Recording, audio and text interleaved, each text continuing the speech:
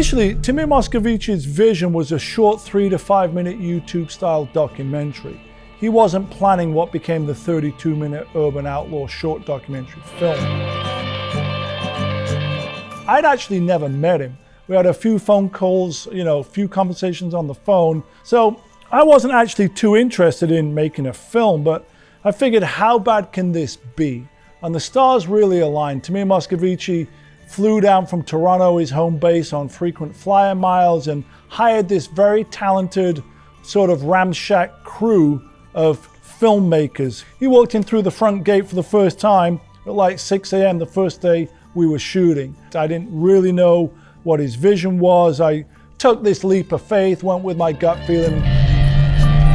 For me to be able to live in LA, I've been in downtown LA almost 30 years, to shoot the film in my hometown, it felt like I was in my own movie, because I was on the same streets that all these iconic films had been shot on, whether it was Grease or Terminator or Batman or Gone in 60 Seconds or Heat. I'd never been the subject of a film, so I didn't really know what to expect. And I do remember thinking, hey, when are we actually going to go do some driving? He was just getting all this moody stuff, and he'd ask me a question, what does Porsche mean to you? And I'd ramble on for like 10 minutes and come up with something like Porsche Passion, and then later on he sort of had all the time to spend finding the gems in the edit that essentially made me look good on that film.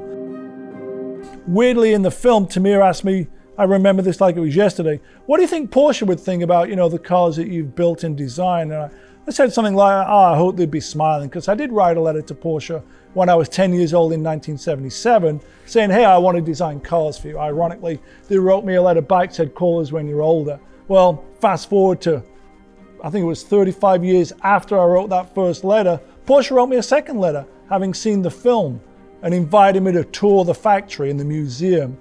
But I think when they saw the film and they saw the passion that had been generated and the enthusiasm and the interest for all things Porsche, I think they realized in a way I had something that couldn't be manufactured, put in a bottle and sold to a consumer, and that was passion. Why Porsche? It's a great question. I mean, I've told this story a million times. My love affair started when I was 10 years old. My dad took me to the London Rose Court Motor Show. I had the poster on the wall, the white Martini Turbo. Just something about the shape. I mean, Porsches were always obtainable. Growing up as a kid in Sheffield, I didn't really see them. We grew up working class. Wasn't like I grew up with a Porsche in the family. I didn't actually know anyone that owned a Porsche. So that to me was not a familiar subject, but it was a dream that I'd always had from that 10-year-old. And I achieved that dream when I was 25 years old, when I bought my first Porsche, that red 74 slant nose conversion that I bought at the Pomona swap meet 30 miles from where we sat for $7,500. But a $7,500 Porsche represented for me a personal achievement and a dream come true. I got approached by Ghosty in the UK to do a book, an autobiography. There's 6 different variations of the Dirt Don't Slow You Down book, which would never have happened if it wasn't for Timur's film Urban Outlaw. The same as my relationship with Hot Wheels, where they approached me in 2016 to collaborate on a car, which has now become a series of over 30 cars. I ended up getting a sneaker deal with Nike built around 277. Like, I would never have done a TED Talk. I don't think any of these things would have happened if it wasn't for the Urban Outlaw film. And we could never have wrote down, what will the impact of Urban Outlaw, the film, be? And that was how my life changed. People are still inspired by the film, but people still come up to me saying, I just watched it last night, or your Urban Outlaw short documentary film inspired me to build my own car, or restore my car, or my son's now getting into Porsches through that, so we're looking to buy him his first car, or we're building a project together. Those are the things that inspire me when people see what I've done, which is really nothing special. I'm just following my passion like everyone else. To me, what's great about Urban Outlaw 10 years on is it's still a timeless film. It's not locked into a time period, and I hope and believe that the film will continue to be watched and will continue to inspire people who catch it for the first time, or who may be seeing it for the 100th time.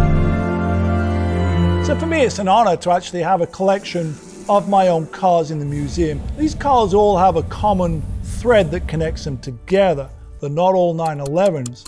The front engine, mid-engine, rear-engined, air and water-cooled.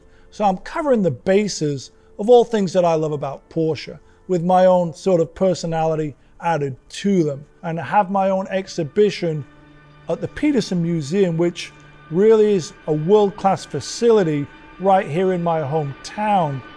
It's just the greatest thing.